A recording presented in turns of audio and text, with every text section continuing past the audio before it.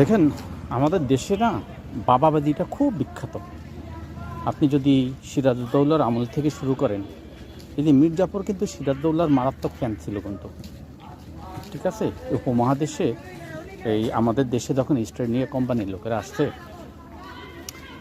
তখন এই ইংরেজরা ছোটোখাটো বিভিন্ন উপহার নিয়ে আসতো, বিভিন্ন টেকনোলজি নিয়ে আসতো। এটা দেখি ওদের সাথে বিশাল বিজনেস ডিল করে ফেলতো।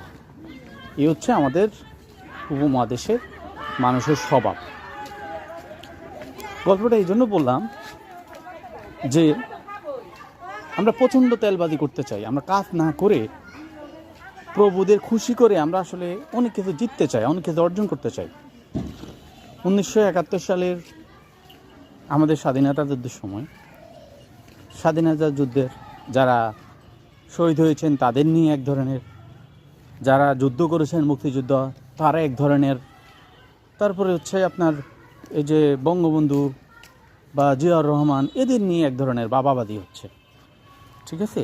তো এই বাবাবাদী হচ্ছে তেল মারা বা কোনো কিছু অর্জন না করে শুধুমাত্র ওদের পা মোছা করে আপনার কোনো কিছু অর্জন করার সেই জিনিসটা আমাদের এই সমাজে খুব ভালো চলে।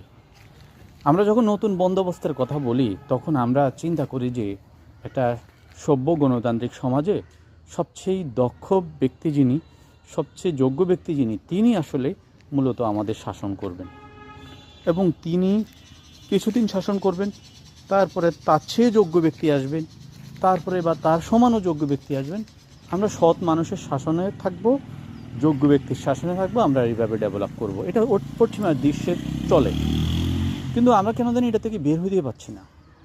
শেখ হাসিনা মুক্তিযুদ্ধ এবং তার বাবাকে নিয়ে ব্যবসা করছে, বিএনপিও একই রকমের সিলসিলা অনুসরণ করছে এবং এটা এভাবে যদি চলতে থাকে একটা সময় দেখা যাচ্ছে আমরা এই জায়গাতেই পড়ে থাকবো। আমাদের আসলে ডেভেলপমেন্ট হবে না। আমাদের উন্নতি করতে গেলে আমাদের এই তথাকথিত চাটাচাটির রাজনীতি থেকে আমাদের কিন্তু বের হয়ে আসতে হবে।